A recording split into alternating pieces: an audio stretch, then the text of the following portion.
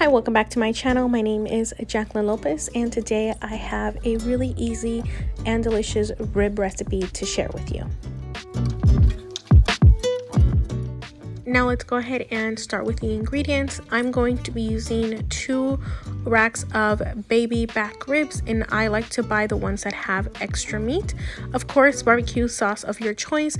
I'm going to season it with some salt, pepper, garlic powder, and paprika, and some brown sugar, which I did forget to take out. Preheat your oven to 425. I'm going to be wrapping them in some aluminum foil, and we are going to be using some baking sheets to bake them in the oven. If you wanted to have more of a dry rub seasoning to it but still have barbecue flavor, you can use this Memphis barbecue seasoning.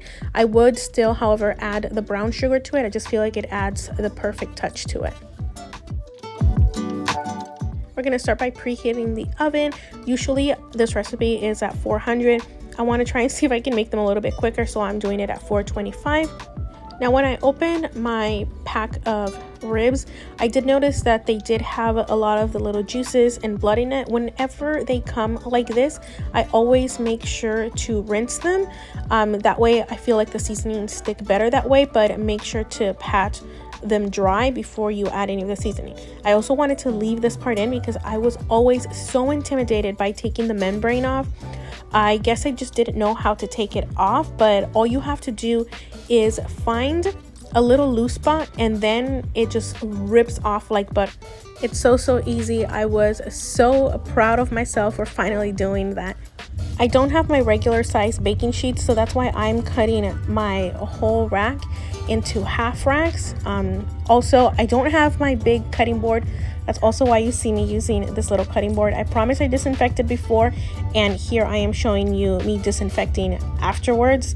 I made sure that none of the cleaner landed on the ribs either.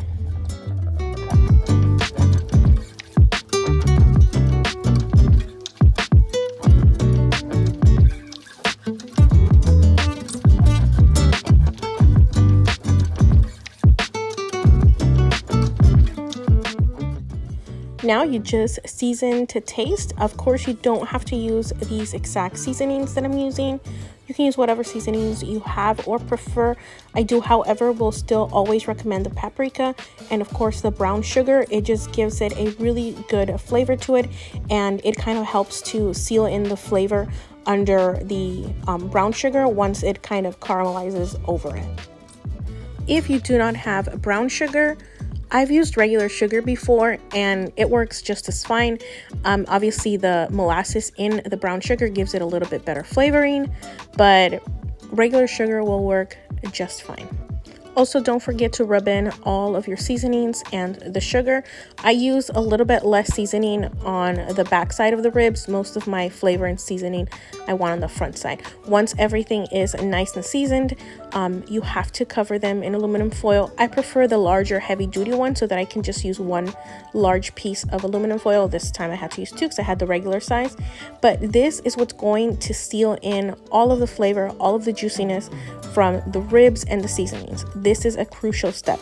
Again, usually I have my larger baking sheets and can fit 1 whole slab. This time I had to do 2 and 2, and again, this is why I had to cut them like this.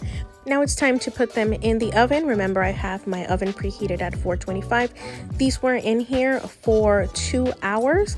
This is the point where I take them out and check them.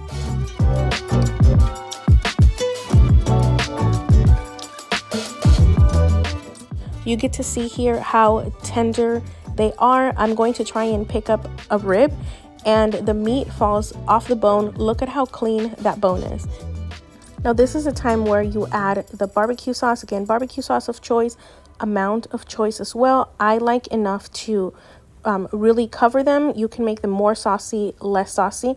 Then we're going to put them back in the oven on broiler. I put mine on high. If yours is too strong or you want to keep a more watchful eye on it, you can do it on low.